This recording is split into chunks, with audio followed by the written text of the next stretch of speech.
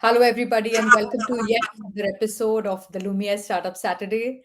We are on season 2, episode 3, and my guest today, joining from Amsterdam, is Piyuesh Modi. Thanks, Deepa. Thanks. I'm excited to be in this session with you. Thank you. Piyush, you started the Visual Thinking School. You are my teacher, and I'm very happy to bring my teacher and his entrepreneurial journey, everybody, to you. So we'll hear a little bit of what makes Piyush Modi Curious Piyush, which is his handle, and how all of that has fueled his entrepreneurial journey. And he'll leave us with some wisdom, and you can see he talks in visuals. So he is a man of few words, some words, but he also is a man of many visuals. So welcome, Piyush, and thank you once again for doing this for us. Thanks, Deepa. Thanks, Deepa. I'm looking forward to your curious questions. Okay. So, Piyush, you went away to Amsterdam 8 years ago. Before that, you were in India. So, tell us a little bit of what has been your points in your journey, which led you to your entrepreneurial journey. Hmm. I think the entrepreneurial journey has not started when I shifted to Netherlands, and it was already in my mind. I was doing it through my college when I was in college. So I did my college from NIT Surat. Before that, I don't think I had any practical or serious entrepreneurial instincts. But with my college, I was the one who started the entrepreneurship cell in NIT Surat. So I think from that time, I knew that the bigger game of life is business and entrepreneurship. After that, I did my MBA from Pune, and I completely did my MBA just to understand how to, if I can tell you on this on your show, how to manage employees. I never did MBA to manage someone else's business. I did it to understand what are the jargons, what are the lingos of the market, so that a typical interview process, an employee cannot, make me a fool. So I should know the lingos and all. Just after my MBA, I deliberately did not sit in an IT company, which was a trend during my time. So I chose a startup and to understand how a business works.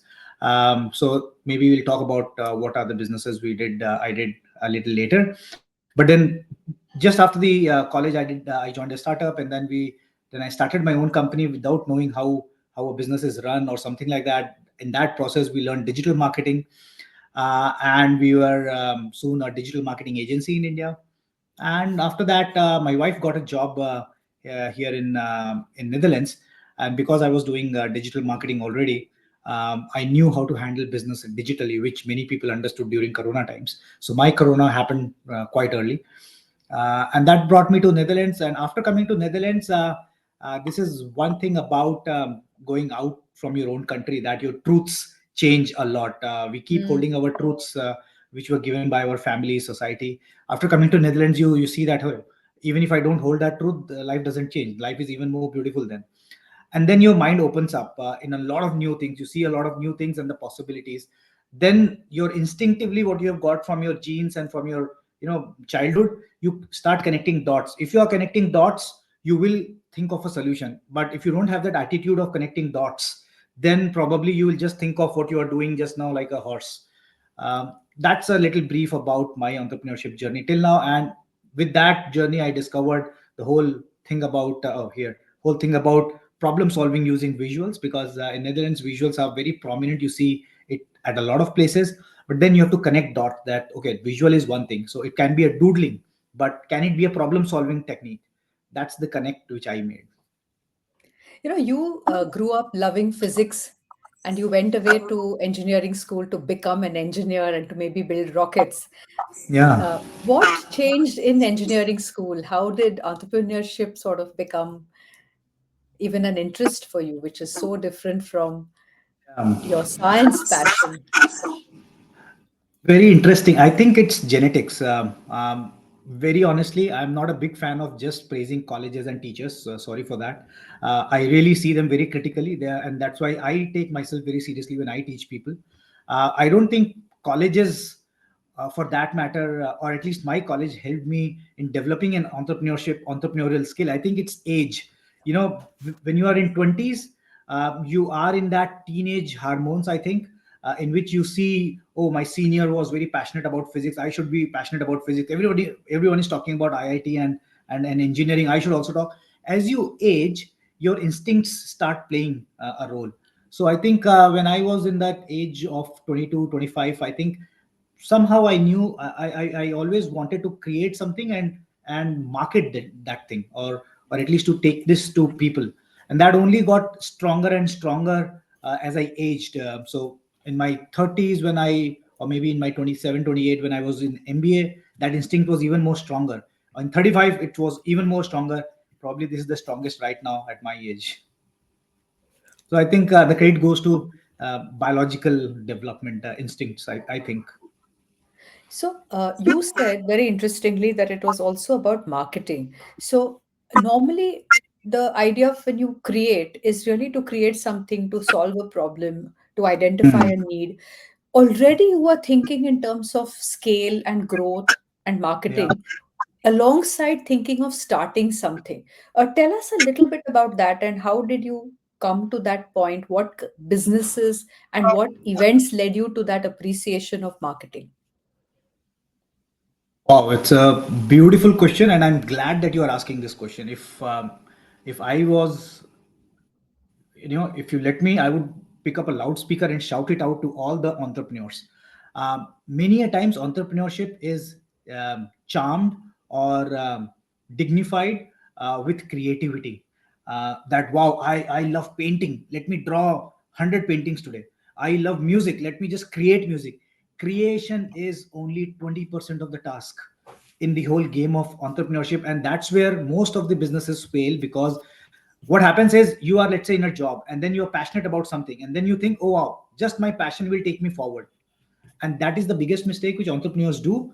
80% of the game is marketing. And whether you, and I come from India. India is a very low on marketing and sales kind of a country. We see marketing in a very low light, while you see in West, marketing is charmed. Like if you say you are a marketer, people will come to you and, wow, tell me, teach me. In India, if you say you are a marketer, people are already thinking, oh my god, he's selling me something. People don't understand that just creating paintings won't make a career out of it, and that's why we don't make creative careers. I see many people are struggling for becoming an actor and all. They are just becoming an actor with their skill and going in front of producers to ask for work, but they cannot generate work for themselves. And that's what our colleges do not teach. And that Hmm. is where I think that this is why I call it as instinct, because this is instinctively taught in only business families. Ah, And that's not deliberately, but in a very instinctive way. Colleges do not teach this. Colleges will only tell you Thomas Edison created bulb, but creating bulb didn't make Thomas Edison a billionaire or didn't take the bulb to you. It is his systems and marketing which took the bulb to you. And that's how. So have you ever heard about a business case of Thomas Edison? No one has heard of how Thomas Edison made a business. Everyone knows that Thomas Edison created bulb, and that too is wrong. Thomas Edison never created bulb. Bulb was created already before Thomas Edison. Thomas Edison created systems and marketed the bulb well. very interesting. Very interesting. You talk about the genetics. You talked about that you came from a appreciation of marketing early on, and in the you're also contrasting that in India, by and large, creativity is seen as important, Yeah, but not marketing. yeah, And whereas yeah. in the West, you're seeing that marketing gets a lot of importance. Marketing, creating systems. Like, take for example, and sorry if I might sound a little strong and loud noised. Why did a small country like British could conquer a big country like India? That's only because they knew the system of creating army. They knew it was not the marketing of what we see right now, but that is also marketing. You are taking your country to outer world. That's marketing. West is very heavy on marketing, and that's why you see, yeah, and I can be a little critical, things look very cozy and soft here, but the background is very strong marketing. Which, whereas I in India, I see that things might not look cozy and very strong on your face, but the core is not marketing. Most of the things in India are done with the bhavna of tyag, seva, and all this. Yes, it is good, but then the hard reality is, in the current world, if you want to make a business success, or if you want to make a career out of your creativity, just tyag and bhavna won't work. You have to have tyag and bhavna. Yes, I'm not diluting that fact, but then it has to ride on the ship of marketing. Otherwise, you will So, not take your tyag and bhavna forward for too long. Piyush, what kind of opportunity spaces you identified for the visual thinking school, and before that, the digital marketing company that you created? And who was this TG, the target group that you were really talking to at that time? And Yeah. So as I was reaching 35, Deepa, I knew that there is a kira in me, which was a teacher, and I never explored teaching seriously. The Hmm. only touch base which I had with my teaching experience was in my college, when, Hmm. and especially in my engineering college, when after second year, I don't know what happened, but casually I started. Once, the backbenchers of the so-called backbenchers, I have a huge respect for backbenchers, by the way. When I say backbenchers, what I mean is, maybe for the lack of good words, the people who were not very strong in getting marks or not even passing, and they were luckily my, my neighbor, dorm mates and all. So I started taking their teaching them that, okay, kal exam hai, let's do something. And that developed into a, I don't know, a bad habit or a good habit, that before every exam I used to teach them, and that would made me learn as well. So once a person asked me, Piyush, what is the best way of learning, I clearly say, even till date, the best way of learning is to teach. When you Yeah, teach, you become more responsible. You being a teacher and a trainer yourself, you might have felt it. yeah. And that made me, and I started hearing from people that, Piyush, you teach better than the teacher in the class. And I was taking it very casually until my 35, when I started feeling, when I came to Netherlands. So this is a connection here. When I came to Netherlands, I wanted to make cultural connect very quickly, because Hmm. it's a new country. They don't speak English too much. I Yeah. don't know Dutch language, so for me, making a connect was very important. One way which I discovered of making a connect was, when I was going here. I used to work here in a co-working space, and that Mm-hmm. co-working space had a big hall. I said, Hmm. wow, let's design a method in which it's a win-win for me. I don't want to spend too much to do a cultural integration.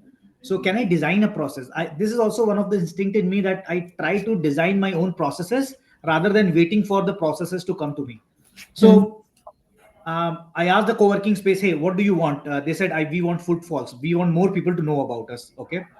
Then I met few here and there trainers, and I always like to learn new things. Learning new things, which also means that we will be meeting new people, trainers.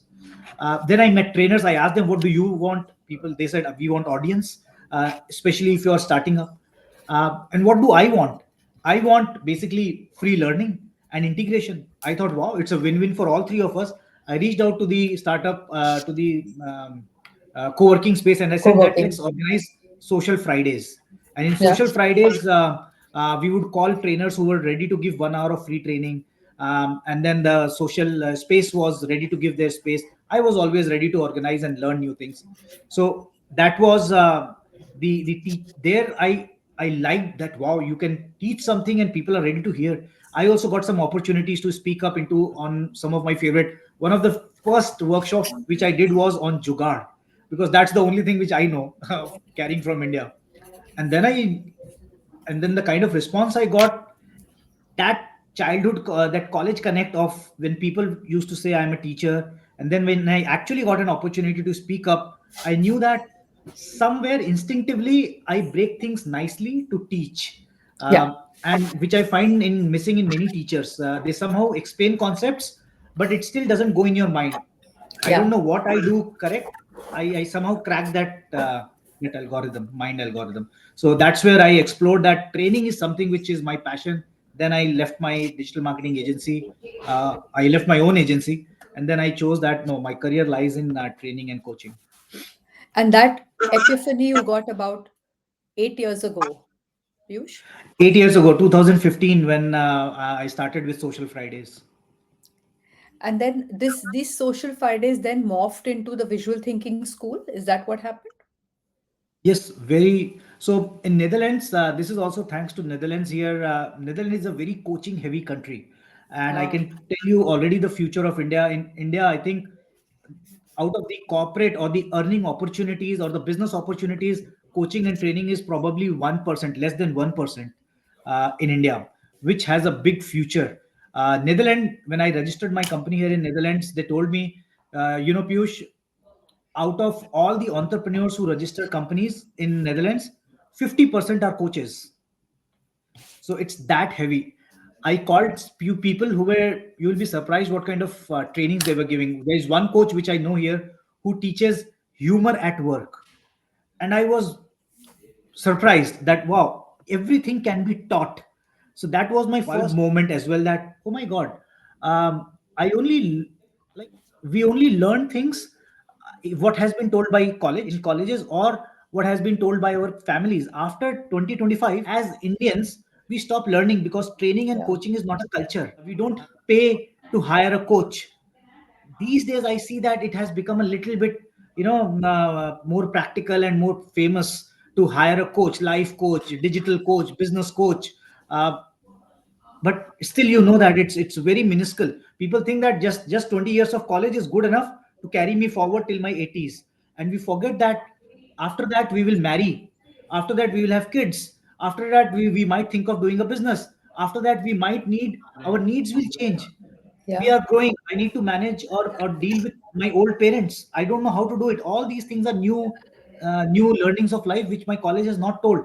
And that's why even the most educated ones struggle in their marriages, struggle in their relationships, struggle when they grow, when they grow old and their parents grow more old. They don't know how to manage this situation because we don't hire coaches. And Netherlands is a very coaching high country. Then I thought, wow, if somebody can teach humor at work, which is so important, manage, I think 50% of management is done on humor. I thought, wow. I used to sketch, and then I thought, sketching, and then I think when you start thinking about it, universe also starts giving you cues. I read some books in which people were talking about uh, drawing to explain and storytelling and all. So I still remember that was a time in which during the night all these dreams will come to me that, oh my God, this fellow was talking about this fellow was talking about this fellow was talking. All these are different aspects. Can I connect? And my brain, being my brain, I thought, wow, can I connect? Can I connect? Can I connect? To not make it a hobby, not make it a a cute thing.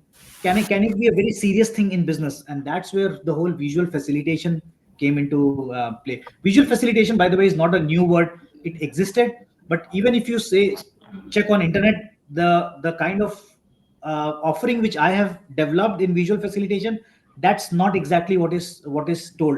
This has come purely from my instincts. Yeah, yeah. So, what kind of challenges, what kind of biases did you experience early on? How open were people in the Netherlands to you? How receptive were your audiences? Um, that is also where I think I am lucky. I'll tell you the exact thing which I think most of the coaches and entrepreneurs should try. The first thing is, today's essential thing is to learn digital marketing. Number one skill. Forget English, forget Hindi, forget maths. Digital marketing to the level that my nephews and nieces who are in school, I tell them that go, in India there is any digital marketing shops teaching you digital marketing, just learn digital marketing. Why digital marketing? Because digital marketing is the easiest way in which, when you create, if I create this pen, I can test it in 20,000. Just create an ad, a good landing page, and all those things, and push it in the market and see how people respond. And I, even today, I keep doing this because with me is a new product here, a new product which people not have not even heard of. What I do is I just choose a market, an industry, launch an ad, and see how people and maybe a free training. If people are reacting to your free training, you will get a handsome input that, oh my God, I have created something which is needed by people. For example, you create a new pen in the whole world of where there are pens, and create a damn same pen and try to launch an ad. Even if you are telling that, hey, I will be giving you a free training on how to use this pen, nobody will come to your training. because you have not created something unique. So that's the test already. And And you're giving value. And you're giving value to somebody for free. You're showing them. even if that, so just value doesn't work. Value has to be, again, a little bit of MBA funda has to be placed at the right time with the right people and at the right price. So just value, again, the value is basically the 20%. I told you, that creativity part, 20%. Rest everything lies on how you take it forward. What is the ship in which you are carrying the gold? If your ship has a hole, that gold will never reach to the shore. Again, I see I'm explaining you in a metaphorical way. So Yeah. uh, uh, so yeah, marketing. And I missed your question. Sorry, Your in my flow, I challenges. missed it. Yeah. I was asking you what kind of biases, Challenges. challenges you experienced. Yeah. Yeah. So I launched this ad in Netherlands, and it was taken fabulously well. You won't believe, in my launch of after 20 days, I cracked a big corporate client here. And I can Friesland Campina. Friesland Campina is the biggest milk company here in Dairy Netherlands. cooperative. Yeah. Very, Dairy very big cooperative, dairy and of over very big dairy. 500 farmers. Yeah, it's like the Amul of India. Amul is, of course, is at a very big level, but this is the Amul of Netherlands. Friesland Campina, cracking that bigger company, that gave me a confidence. I think that was pure luck. But call it a luck or call it an attempt. I did promote myself, and then somebody saw it, and that happened. And that's what I did probably 4 years back in India. For India, when I was traveling to India for my family visit, I thought, wow, I'm traveling to India. Let's make an ad. Okay, I'm always ready to waste 30,000 rupees. I'm telling you a number here. So 30,000 rupees is my experiment money, always with me. So I can burn it and I will not be affected. So that kind of a money. So I launched an ad, and that ad gave me a fabulous response. And I was like, wow, even India is ready for that. And I was actually not ready for that. That wow, will in India, people will understand. Maybe they will think that this is just a drawing or something. It was like, taken so nicely. Until now, I continue doing that. Whenever I come to India, I give these trainings. And then, of course, then I started learning the game of how the knowledge business works. So course making, making communities, all these are, then you have to learn the trade of the business, that how that business is done. That depends on your own interest, not interest, but the necessities, if you want to grow. Otherwise, even I see most of the trainers don't go into the how the business is done, and they just keep becoming a trainer. Just becoming a trainer won't take you too far. How long will you give trainings? How long your larynx will support you only for few years. So, So studying challenges, no. naturally. Yeah. Your question was challenges. Not big challenge, to be honest. I tried it, and that's why digital marketing challenges come to those who do not make an attempt. Develop something and then keep waiting. Oh my God, tomorrow a customer will come. Tomorrow someone will ask. No, you have to go in the market, but it's not a market where you go with a loudspeaker and shout it out. Today's skill is digital marketing, and that's why I was focusing on digital marketing, where even if you develop a product, service, training, anything, you can at least go in the market and then try it out, that whether you exist. And if you have created something which is not usable, go back to a job. Nothing, no shame in it, but at least you get a chance to try it out. So you're quite fearless in that sense of testing new things. You're ready to fail quickly. You won't take it personally. If nobody had signed up, you wouldn't have sort of collapsed saying, Array, nobody has taken it. So in that sense, there's a lot of resilience that you have within you. Is that right, Piyush? Yeah. I think you're hitting the right point. For an entrepreneur, I think accepting a no is a big skill, and I think that comes from instinct as well. Because I have seen my family or my father doing a business, and then, yeah, I don't want your product. It's okay. Nothing changes. It's like that. Let's say you're going to a party and your zipper is open, which happens many times with we guys. And then we keep thinking that, oh my God, everyone is looking at me. But in reality, if you ask everyone, they'll say, I didn't even notice. That is the hardcore reality. In our brain, we make too big of a story. Oh Yeah. my God, this is Make a so big bad. I did. fuss of things. Yeah. Yeah, because you are judging yourself far more than how what people are judging to you. Yeah. And that is Yeah. why most of the time when I start, I'm okay to launch my services when it's 60% done. I don't wait for 100% completion, because Our colleges have taught us perfection, and perfection is a big, big blocker. Never your 100% product will be made, ever. You have made 60%, trust me, there is a crowd who is okay to learn 60% of what you want to teach. And when you grow, and of course at a 60% of price as well, when you Yeah, grow, when you have 100% of product, you can charge premium as well. But yeah. at any point of time, no matter what your life is, you have something to offer to the world, and there is someone who wants to consume that something from you. We just live in that aura, or our society, schools, colleges, I would also drag in here corporate, they keep teaching us that you exist only like a molecule in the universe, and you are nobody without my support. You are nobody without a college. You are nobody without a society. You are nobody without a corporate job. These are fake things which are created. We are at the last 4 minutes. Piyush, how did you visualize scaling up the Visual Thinking School Amsterdam? You've already touched about 38 million. Uh, am I Thousand, right? thousand, 38,000 thousand. people. Yeah. Yeah. मेरे मुंह Uh, में घी शक्कर. yeah, and we should reach that.